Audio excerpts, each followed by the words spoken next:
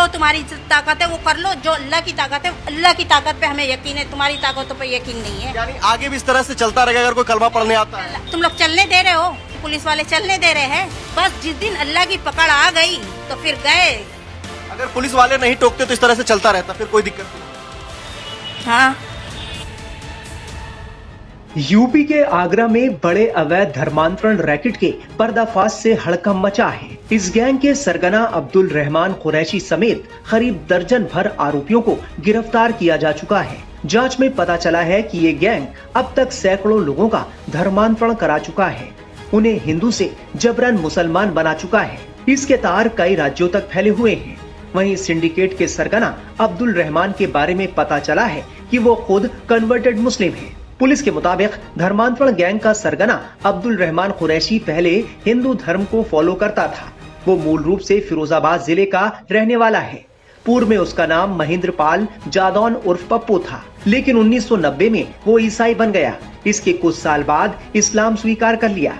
फिर धर्मांतरण के काले खेल में वो शामिल हो गया। बताया जा रहा है कि अब्दुल रहमान की पत्नी और दोनों बेटों की पत्नियां भी कन्वर्टेड मुस्लिम हैं। ये भी पहले हिंदू ही थी। धर्मांतरण का नेटवर्क चलाने वाले अब्दुल की बेटी और पत्नी ने क्या कहा, सुनिए। आगरा धर्मांतरण मामले में रविवार की शाम को यूपी पुलिस दिल्ली पहुंचती है, जहां अब्दुल रहमान नाम के शख्स को उनके घर से गिरफ्तार करती है। हमारे साथ उनके परिवार मौजूद है, मुझसे बात करेंगे। क्या नाम हुआ आपका? कुलसुम। आप उनकी कौन लगती है? बेटी। आप? मैं वाइफ हूँ उनकी। जो बड़ा आरोप लगा है कि धर्मांतरण का खेल इस कमरे में चल रहा था, जिस वक्त पुलिस यहां पहुंची है उस वक्त यहां पर एक युवती भी थी जिसके खिलाफ, जिसको लेकर के रोहतक में उसकी गुमशुदगी का मामला दर्ज है। क्या यहाँ पे धर्मांतरण का काम चलता था? नहीं, इल्जाम है ये, कुछ नहीं चलता था धर्मांतरण। यहाँ झूठा इल्जाम है, ये झूठा इल्जाम है।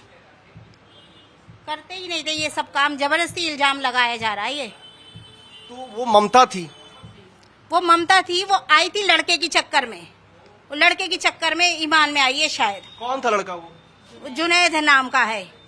हमें फंसाई और चली गई वो। यहाँ पे कलमा पढ़ाया जाता था? यहाँ नहीं पढ़ाए है हमें तो, हम तो कुछ उससे पूछते भी नहीं थे। सिर्फ वो खाना खाती थी, अपना नमाज पढ़ती थी, जाती थी, मोबाइल चलाते रहती थी। हमें खुद चिढ़ाती थी, पता नहीं क्यों, घर के कामों में हाथ भी नहीं बटाती थी। और भी यहाँ पे जो है सो कहा जाता है कि अब्दुल रहमान और भी कई लोगों को कलमा उन्होंने पढ़ाया है, कई लोगों को धर्मांतरण कराया। तो क्या धर्मांतरण को लेकर के आपके लिए लगता है कि ये गर्व की बात है, ये अच्छी चीज है ये? हाँ, हमारे अल्लाह का हुक्म है ये, धर्मांतरण कराएं। हाँ, मतलब ये अगर हम नहीं करवाए तो ये कल के दिन अल्लाह के यहाँ हमारी पकड़ होगी। तुम्हारे सामने गैर मुस्लिम रहते थे, तुमने क्यों नहीं बताया हक इनको? ये हमारी पकड़ का जरिया होगा कयामत के दिन। अब तुम लोग ने इसका ये बना दिया। अब तुम्हें जब आखिरत में अल्लाह ताला जमा करेगा, जब पता चलेगा तुम लोगों को। अभी तो दुनिया की उसमें चमक धमक में तुम लोग भूल गए हो अल्लाह को। ये तुम लोग में कौन लोग हैं? ये लोग, हाँ, ये तुम लोग जो आप कह रही है कौन लोग हैं? किनको आप कह रहे हैं कि चमक दमक में वो खो गए हैं? दुनिया की चमक दमक में खो गया। जो मुसलमानों के ऊपर इतना इल्जाम लगाया जा रहा है, मुसलमानों को बदनाम कर रहे हैं। यानी अगर वो धर्मांतरण करके मुसलमान बन जाए फिर सुरक्षित है वो, फिर उसे जन्नत नसीब होगा? जी हाँ, हाँ, होगी जन्नत नसीब।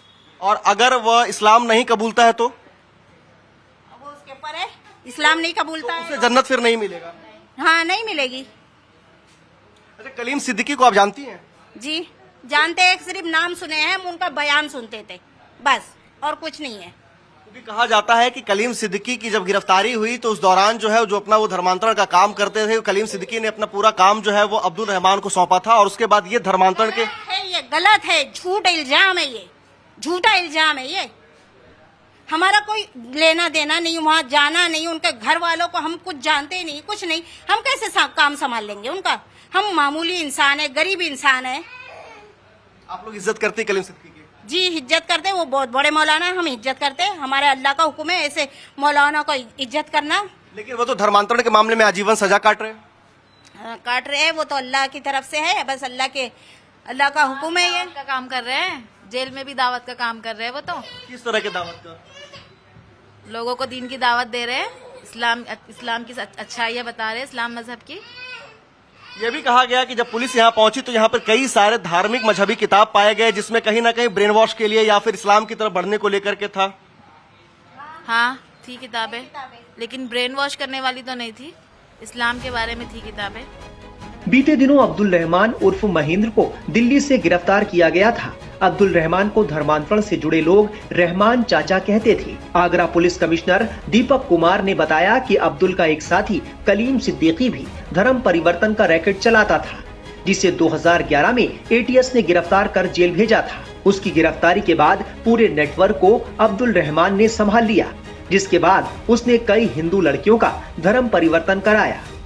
इस गिरफ्तारी को लेकर आप क्या कहना चाहेंगे? आप इस वक्त किस दौर से गुजर रहे हैं आप लोग?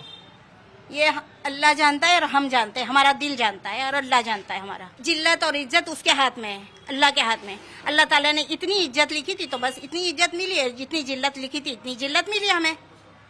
पड़ोसियों का कहना है कि यहाँ पर हर तरह की लड़कियां आती थी। यहाँ पे 50-60 लोग भी एक दफा आए हैं और यहाँ पे आए दिन लड़कियां आती रहती थी, नाबालिग लड़कियां भी आती थी। हमारे रिश्तेदार थे और नाबालिग लड़कियां जो आती रहती थी वो कोई नहीं आता था, नहीं आता था। बस एक ही बहनों की लड़की थी, खाला की बेटियां थी, वो मुंबई से आई थी, अलीगढ़ से आई थी।